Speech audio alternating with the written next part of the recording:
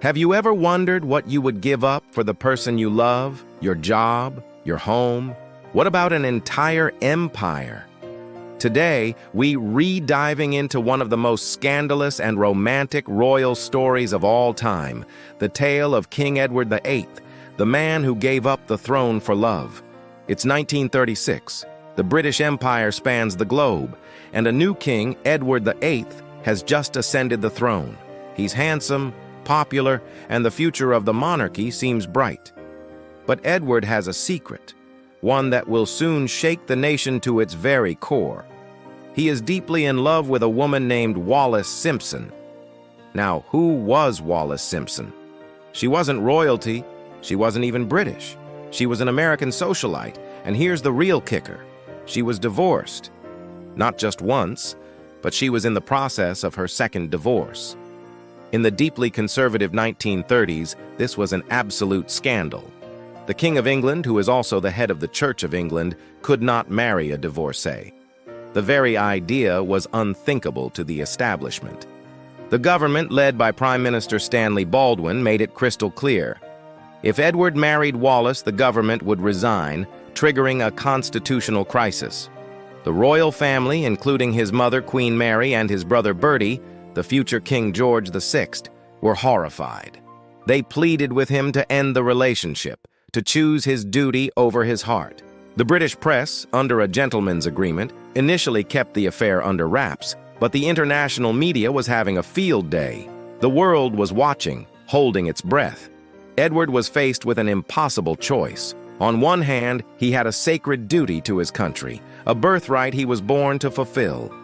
On the other hand, he had found a love he felt he couldn't live without. He described Wallis as the woman who brought him true happiness and purpose. He felt he couldn't carry the heavy burden of being king without her by his side.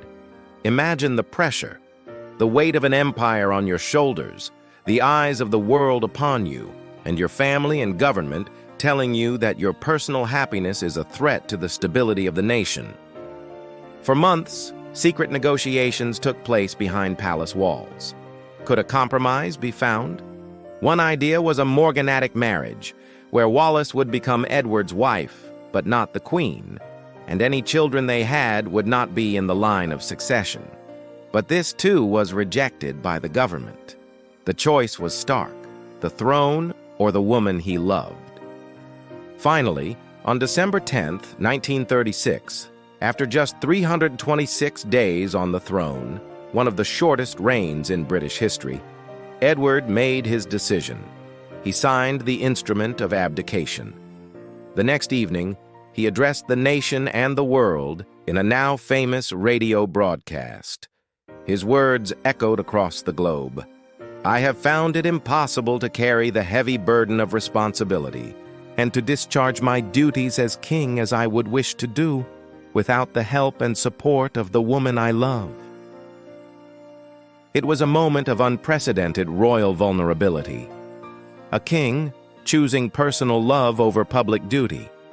The crown then passed to his younger, shy, and stammering brother Bertie, who became King George VI, the king you might know from the movie The King's Speech. So what happened to Edward and Wallis? They married 6 months later in France and became the Duke and Duchess of Windsor. But their story wasn't exactly a fairy tale ending. They were essentially exiled from Britain.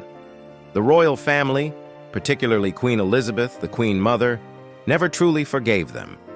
The Duke was given a minor role as governor of the Bahamas during World War II, but for the most part, they lived a life of glamorous but ultimately aimless international celebrity, drifting from Paris to New York.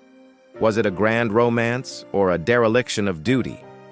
Historians and the public remain divided to this day. Some see Edward as a romantic hero who sacrificed everything for love. They argue he was a modern man trapped in an archaic institution, and that his abdication ultimately saved the monarchy by placing a more suitable and dutiful king on the throne. Others, however, view him as selfish and irresponsible. They argue he shirked his lifelong duty for personal infatuation, plunging his family and his country into crisis at a volatile time in world history, right before the outbreak of World War II. They point to his later perceived sympathies with controversial figures, suggesting his judgment was flawed in more ways than one. The story of Edward and Wallis is a captivating look at the clash between personal desire and public responsibility, between love and tradition. It forced the world to ask a fundamental question: what is the role of a monarch in the modern age? Is it a job or is it a destiny? Edward VIII chose to treat it as a job he could quit. His decision forever changed the course of the British monarchy and continues to fascinate us, proving that sometimes the most powerful stories are not about the crowns worn, but about the choices made from the heart. What do you think? Was Edward a romantic hero, or did he betray his country? Let me know your thoughts in the comments below. I'd love to hear what you think about this incredible piece of history. Thanks for watching, and if you enjoyed this journey into the past, don't forget to like, subscribe, and hit that notification bell so you don't miss our next video. See you next time.